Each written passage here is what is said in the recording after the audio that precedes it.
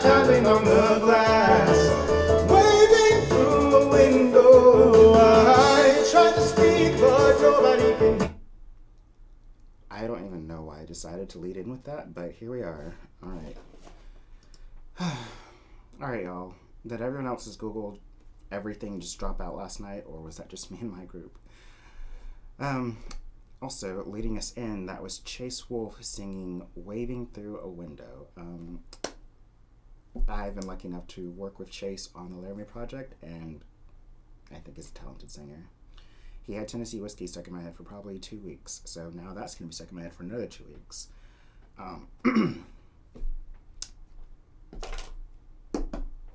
I guess that's the official way I start.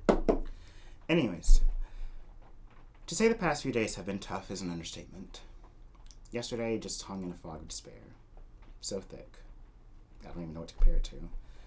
And I debated whether or not to do an episode today, because Wednesday, Eddie and I went to the wake of our friend, his best friend. Today we're going to his funeral. Grief in the time of COVID is surreal.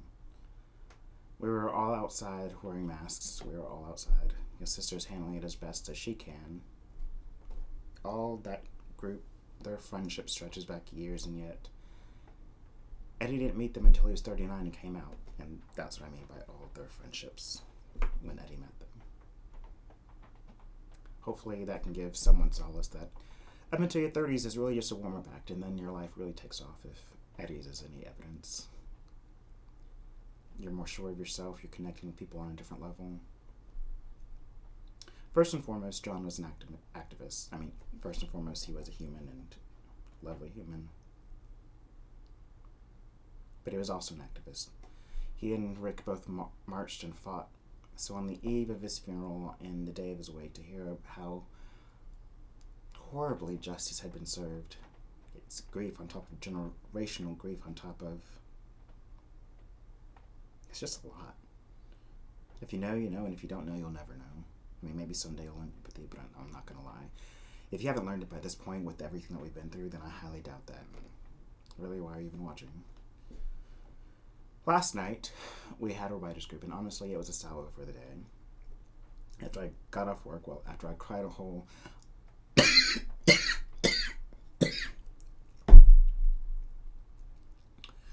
My coffee is across the room, and normally I would take a sip of it, but I can't right now. Don't leave that in there because I don't feel like editing also today. There's a lot to do. Anyways, after I got off work, well, I cried a whole lot throughout the day at work. Then after I got home, I took a depression nap, and then Eddie left to go to the shop so he could write out what he was going to say today. It's a lot to ask someone to speak over their best friend's funeral, and it's a lot to have been asked to have done that twice. But anyways, 5 of us met up for the writers group, and I spent the time in between waking up from my nap and writers group making spaghetti. It's amazing how turning the music up loud and singing while chopping, browning, sautéing, stirring, simmering, and boiling can help lift one's mood. Getting in the kitchen always does that for me. And after all that cooking, we met for my writers group. Now, my friends are insanely talented. Nicole's working on a feature that is quite possibly her best yet, as is Frances. I mean, yeah, it's an amazing script, and it's just amazing. And Sarah's wordsmithery in her book. But even more amazing is getting to read and perform their works and getting to commune with them. Book clubs, writers groups, bocce ball leagues, hula hoop competitions, or horse stick writing races are all ways in which we find common interests to connect.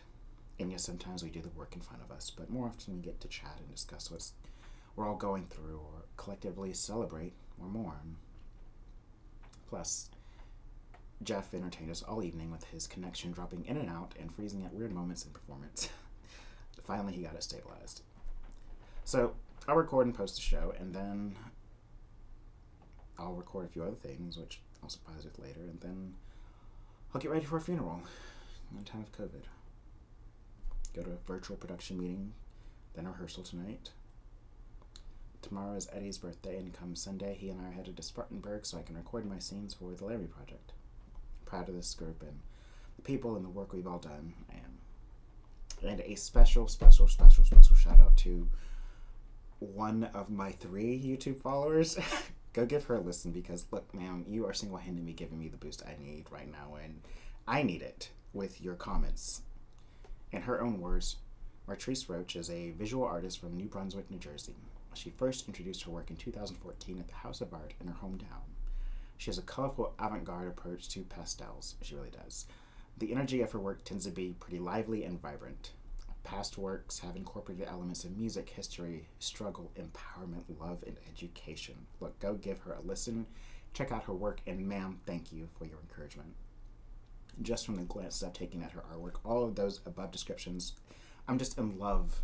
The vibrancy and the emotions that it stirs inside me at this time in history, ma'am.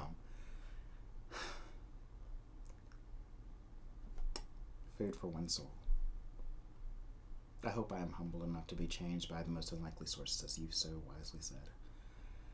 I'm also going to sow this seed, but I'm probably going to take a week off in a couple of weeks. Get some time to plan some interviews, take a break, and just take a break. Between putting together my reading and preparing for the Laramie Project and everything else that's been going on, these past few weeks have been intense. And next week, I was fortunate enough to have been cast in a new project, which I am incredibly excited about, and thank you, Indy, for working with my schedule. Alright, y'all. I love you. As always, keep bearing lights to being.